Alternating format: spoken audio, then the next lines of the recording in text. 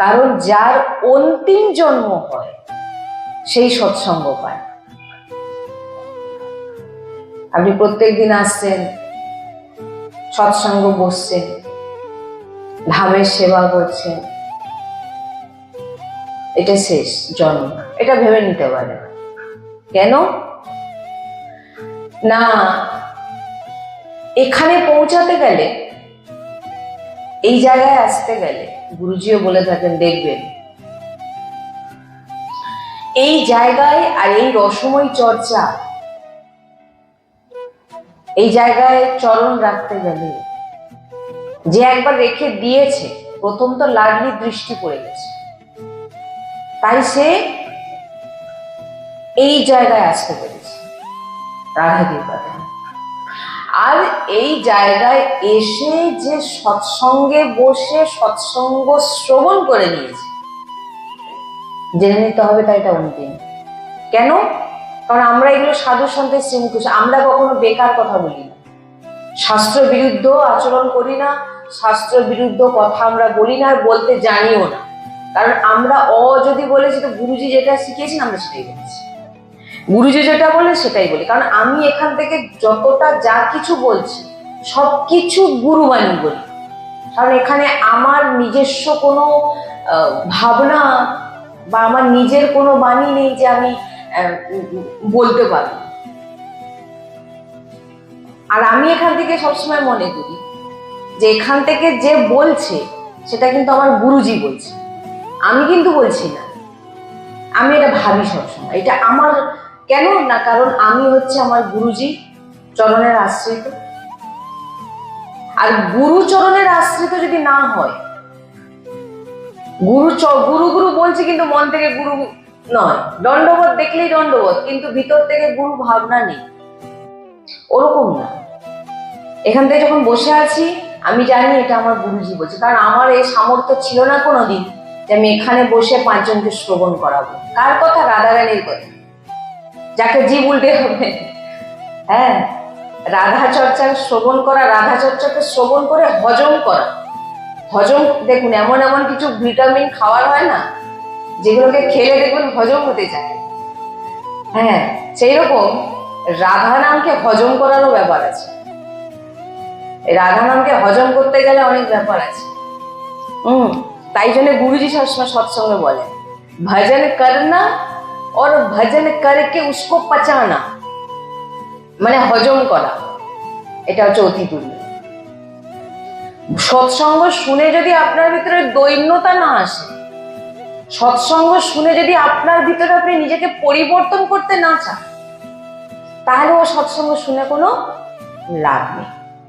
Daily আসছেন, সৎসঙ্গ শুনছেন, কিন্তু বাইরে গিয়ে একই আচরণ করছেন, তাহলে কিন্তু আপনার সৎসঙ্গ শোনার কোনো প্রয়োজনই নেই। কেন? কারণ সৎসঙ্গ আপনাকে এই অন্তিম জন্ম, আমি কেন বললাম যারা সৎসঙ্গ শুনে নিছে তাদের অন্তিম জন্ম, কেন নিশ্চিত করে সাধু সন্ত যখন বলেন তারা কি ফালতু কথা বলেননি? এত বড় বড় মহাপুরুষদের এই যে দেখছেন এত বড় বড় রোগ, আমরা গুরুজির কাছে এটা পেয়েছি। এই যে এত বড় বড় সাধু সন্তকে দেখছেন তার এত বড় বড় রোগ হচ্ছে, তার কি পাপের ফল ভোগ করছেন? তিনাদের ছত্র ছায়ায় যে পাপীগুলো আছে না, ওই পাপীগুলোর পাপ তিনারা নিয়ে নেয়। এই যে গুরু বলছেন কোনো চিন্তা করো না, তুমি যত যা পাপ করেছো তোমার কল্যাণ জন্য তুমি রাধা রাধা জপো, এর মানেটা হলো তার যত পাপ গুরু সাধু সন্ত তিনি গ্রহণ করে, তিনি নিয়ে নিচ্ছেন। তুমি তাদের সাধু সন্তের মহিমা তুমি কি বুঝবে? এই সাধু অমুক রোগ হয়েছিল, তুমি ভাই কি মহিমা বুঝো? তুমি কি জানো? তাহলে তো তোমার উদ্ধার হয়ে যেত। এই জন্য এখান থেকে যখন যেটা বলা হয় সেটা গুরুজি বলে, আমি বলি না। এই কারণে আজকে বলছি, কারণ আমি নিজে জানি আমার যোগ্যতা কতটা। এই জন্য এখান থেকে যেটাই বলা হয় গুরুবাণী বলা হয়। তাই জন্যই বলছি যে এখানে যে প্রবেশ করেছে এবং এখানকার যে বলা বাণী শ্রবণ করে জীবনে ধারণ করছে, অহংকার শূন্য হয়ে জীবনে তো ধারণ করে নিল, কিন্তু অহংকার, এই আমি অমুক, মানে কি ভজন করে ভজনকে পচাতে পারছে না, মানে হজম করতে পারছে না। কি এসে যাচ্ছে? কি আসছে? অহংকার। এই কারণে বলছে যখন তুমি ধামে এসে গেছো, ধামে শ্রবণ করছো, ধাম নামটা না ভগবান লাডলি দেন। ভগবান তিনার এই জন্য বলেন, যখন দেখবেন ভক্তদের বাড়ি কখনো কোনো কেউ নিজেদের নাম লেখা থাকে, দেখবেন ভগবানের নাম লেখা থাকে। ভগবান অমুক অমুক অমুক নিকুঞ্জ বাটিকা, নিকুঞ্জ ভবন, এরকম দেখবেন লেখা থাকে। কারণ তারা নিজের কোনো কিছুই নিজের মনে করে না, সবকিছু সৃজির মনে। এই ভাবনাটা কোজনের আসে? দেখুন আপনারা, আমি যেটা করছি সবই আমাকে সৃজি করাচ্ছে, এই ভাবনাটা আপনার ভিতরে আসছে কি না আমি করছি আসছে? যদি আপনি ভেবে থাকেন আমি করছি, তাহলে কিন্তু জানতে হবে তো আপনার সৎসঙ্গ শোনা কিন্তু পুরোটাই ব্যর্থ। কেন? আপনার সৎসঙ্গ শুনে আপনার কোনো লাভ হয়নি। এই জন্য আমি কেন বললাম, এখানে যে এসে যাবে, এখানে এই জায়গায় পৌঁছাতে যে পৌঁছে গেছে তার উদ্ধার কেন বললাম? যে এখানকার বাণী যদি কেউ হজম করে নিতে পারে, এখানকার বাণী যে ধরে নিতে পারবে এবং জীবনে আচরণে এনে নিতে পারবে, তার ভগবত প্রাপ্তি নিশ্চিত, তাকে আর জন্ম নিতে হবে না, গ্যারেন্টি। এটা আমি না, আমার গুরুজি বলে, একদম গ্যারেন্টি। সে একদম ভগবত প্রাপ্তি নিশ্চিত, সে রাধারানীর চরণ প্রাপ্তি হবেই, সে নিকুঞ্জে সেবা করবেই। ওই জন্য আমি বারবার বলি না, সব খাবো ভজন করব, যেখানে পঙ্গত পড়বে সেখানে গিয়ে বসে যাব। এটা কিন্তু ভক্তের চরিত্র নয়, ঠিক আছে? তাই বলছেন ভগবান আমাদের অনেক বড় সুযোগ দিয়েছেন, এই মানব দেহ দিয়ে, সৎসঙ্গ দিয়ে, ভগবত শরণাগত করে, যে তুমি আমাকে প্রাপ্ত করো। তো মায়া তোমাকে সহজে ছাড়বে না, তিনি পরীক্ষা করবে। এইবারে বিষয় যে বললাম, ভজন করে ভজনকে হজম করা। কিভাবে হজম? না, মায়া আপনার সামনে এমন কিছু প্রশংসা এসে বসে, দেবীজি কি প্রণাম আপনাকে, আপনার মতো প্রবচন শুনে আমাদের জীবন পাল্টে যাচ্ছে, আমি ভুলে গেলাম, ও আমার কত না। এটা হচ্ছে কি? মায়ার। আপনাকে যখনই গুরুজি বলেন, যখনই দেখবেন আপনার প্রশংসা হচ্ছে, জেনে নিতে হবে আপনার কোনো ভুল হয়ে গেছে। যত নিন্দা করবে তত আমরা লাডলির চরণাশ্রিত হতে পারবো। যত নিন্দা করবে, কারণ বলছেন যারা নিন্দা করেন তারা কি করেন না, যার নামে নিন্দা করছে তার সমস্ত, যেমন শুকর জীব দিয়ে তার যে শৌচকে পরিষ্কার করে, জীব দিয়ে বলে, যে যারা নিন্দা করছে না তার জীব দিয়ে তার সমস্ত পাপ চেটে নিচ্ছে। যা, ওই জন্য গুরুজি সবসময় বলে যে যখন তোমার কেউ প্রশংসা করবে, তুমি তখন জানবে আমার কিছু ভুল হয়ে গেছে। আর যখন দেখবেন তোমার নিন্দা চলছে, তখন তুমি জানবে যে তুমি সঠিক রাস্তায় এগিয়ে যাচ্ছ। যদি তুমি সত্যি প্রিয়তমকে চাও, যদি তুমি সত্যি ভালোবাসো, তো কোনো বিঘ্ন, বাধা, দুঃখ, বিপত্তি আপনাকে আটকাতে পারবে না। মায়া কিন্তু তার শারীরিক থেকে সামনে দেখবেন আপনার অনেক বিপত্তি আছে। আমি সবসময় একটা উদাহরণ দিই না, যে কিছু কিছু ভক্ত আমাদের সঙ্গে এমন জুড়ে আছে যাদের জীবনে প্রচন্ড প্রতিকূল তার জীবনে চলছে, কিন্তু সে শ্রীজিকে ছাড়েনি। জোর করে আমিষ খাওয়াতে খেতেই হবে এমনও বলা হচ্ছে, মানে আমাদের এই বাণী অনুযায়ী চলে। তারা এই সৎসঙ্গ শুনেই তারা এই ভক্তি পথে এসেছে বা ভক্তি মার্গে চলছে শ্রীজির কৃপাতে। তাই বলছেন যে মায়া কিন্তু তোমাকে ছাড়বে না, মায়া তোমাকে ছাড়বে না, তিনি তোমাকে পরীক্ষা করবে। কিরকম পরীক্ষা? শারীরিক পীড়া দেবে, সামনের যে আপনার সামনে দেখবেন বিভিন্ন রকম প্রতিকূল পরিস্থিতি দেবে, দেখবেন যে আপনি কতটা তিনাকে প্রেম করেন। এবার এখানে বলছেন যদি সত্যি তুমি প্রিয়তমকে চাও তো কোনো বাধা দুঃখ বিপত্তি তোমাকে আটকাতে, যখন আপনি সঠিক ভজন শুরু করে নেবেন তখন দেখবেন সব থেকে প্রথম আপনার জীবনে দুঃখ দুর্দশা শুরু হবে। জেনে নিন, যে এই পথে আছেন সে তাকে জেনে নিতে হবে যে সঠিক ভক্তি একে বলে। জীবনে যদি দুঃখ না থাকে, শরীরে যদি পীড়া না থাকে, তাহলে আপনি জানবেন আপনি এখনো ভগবত মার্গে এগোতে ঠিকভাবে পারছেন। কারণ আপনি যত ভক্ত চরিত্র তুলে ধরুন, প্রত্যেক ভক্তের চরিত্র আপনি দেখেছেন যে নর্মালি কোন ভক্তের চরিত্র দেখেছেন? ওপর নিচ, কিন্তু বরং আমরা কি দুঃখ পাচ্ছি, আমাদের মানে আমি দুঃখী নয়, আবার এটা কেউ ভেবে নেবে না, ভাববে না হয়তো মনে হয় দুঃখী না, আমি দুঃখী না, আমি উদাহরণে বোঝানোর চেষ্টা করছি যে আমরা সবসময় সুখী। कोई तन दुखी, कोई मन दुखी, कोई धन बिन रहते उदास, थोड़े थोड़े सब दुखी, सुखी हरि को दास। আমরা সবসময় সুখী, আমরা সবসময় আনন্দিত। কেন? আমরা শ্রীজির দাস, আমারে মাই সমাজ উপদাস। আমরা সবসময় লাডলির চরণের আশ্রিত, আমরা এদিক ওদিক দৌড়াই না, আমরা শুধু আমাদের লাডলি, এটা ছাতি ঠুকে বলতে পারি আমারে মাই সমাজু, নাহলে আমারে মাই সমাজু করা আজ এখানে বলবো কাল অন্য জায়গায় দৌড়াবো, তাহলে এটা হচ্ছে না। তো প্রভু করুণা করে এমন উপদেশ করেন যে সহজে তোমার ভগবত প্রাপ্তি হয়ে যায়।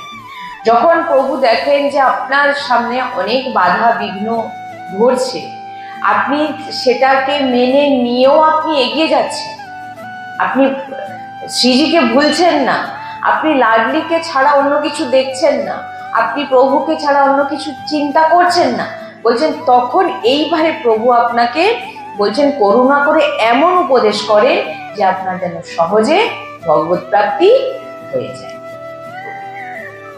যিনি মনে করছে আমি প্রভুকে চাই, ধন্য তার জীবন, যতক্ষণ তোমার মধ্যে খিদে না হবে। হ্যাঁ দেখুন, খিদে পাওয়ার আগে আপনার আগের যে খাবারটাকে তো হজম করে নিতে হবে, হজম করতে হবে না। এখানে বলছেন যিনি মনে করছেন আমি শুধু প্রভুকে পেয়ে আমি ধন্য, আমি প্রভুকে পেয়ে গেছি আমার জীবনে, যতক্ষণ আমার মধ্যে এমন আমি প্রভুকে পেতে চাই বা আমি প্রভুকে পেয়ে গেছি এইরকম খিদে যতক্ষণ না আপনার ভিতরে আসবে, কিন্তু আমাদের বদ হজম হয়ে আছে কিসে না, অনন্ত জন্মে যে পাপ আছে না ওইগুলো এখনো আছে, ওই জন্য তো খিদে পাচ্ছে না।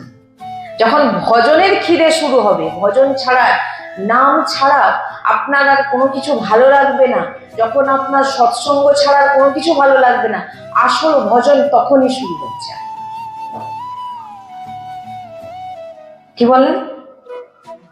তাই এরকম প্রশ্ন আসে না যে ভজনে মন লাগে না, বলছেন এই কারণেই মন লাগে না কারণ আমাদের ভজনের খিদে নেই।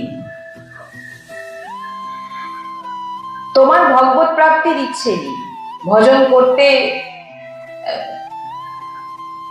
হৃদয় থেকে যতক্ষণ না আপনি ডাকবেন আপনার ভগবত প্রাপ্তি কিন্তু হবে না। আর হৃদয় থেকে ডাকা তখনই সম্ভব যতক্ষণ আপনার সঙ্গ ঠিক না। আমরা কদিন ধরে আলোচনা করছি যে সৎসঙ্গ যার জীবন থেকে চলে গেছে, আপনি লিখে নিয়ে যান, তার জীবন থেকে ভগবতের নাম চলে গেছে, তার জীবন থেকে প্রসাদ চলে গেছে, তার জীবন থেকে ভগবতের নাম জপ চলে গেছে। দেখে নিন গেছে না যায়নি, আপনারা নিজেরা চেক করে দেখবেন যে যখনই আর জানবেন ভজন দুটি কারণে আপনার জীবন থেকে চলে যাবে। কি কি কারণ?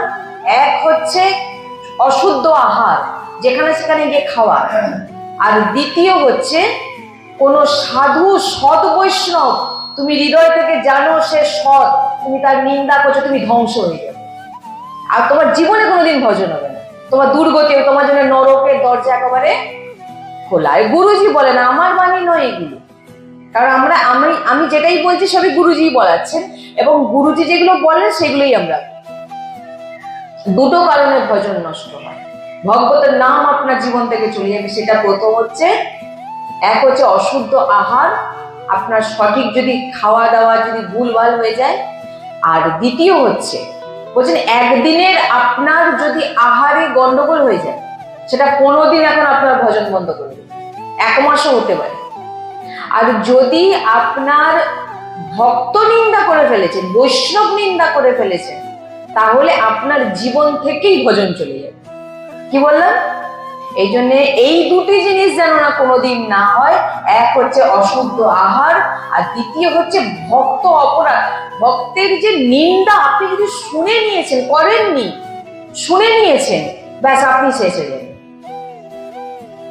আর সে যদি সত্য যদি ভক্ত হয়ে থাকে, তার ডাক যদি সত্যি হয়ে থাকে, সে যদি সত্যি সত্যি প্রভুকে হৃদয় দিয়ে ডেকে থাকে, তাহলে জেনে নিতে হবে ভাই তোমার জমের দর একেবারে পাক্কা। কারণ এখানে ভগবান বলেছেন আমাকে গালাগালি করো আমি সহ্য করে নেবো, কিন্তু আমার ভক্তকে যদি তুমি কিছু উচ্চ বাক্য বলেছো, আপনি দুর্বাসা ঋষির কথা বলুন না, দুর্বাসা ঋষি ছুটছেন। দুর্বাসা ঋষি উনি তপস্বী, উনি যোগী, উনি আজকে ভয় ছুটছেন কেন? কারণ উনি ভক্ত অপরাধ করেছেন।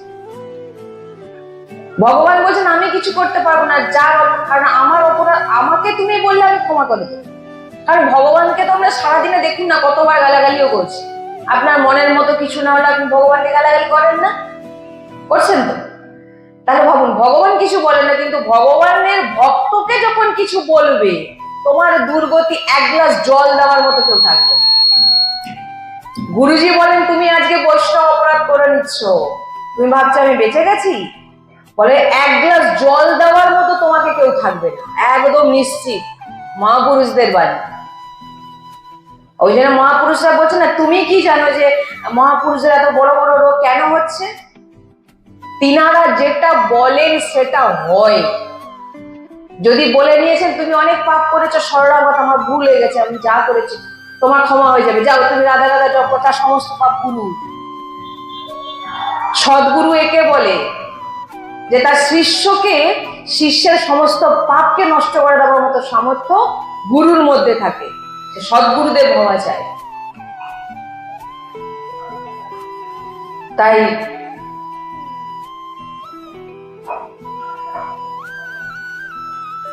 তুমি একটা জিনিস দেখুন, গুরুজি বলেন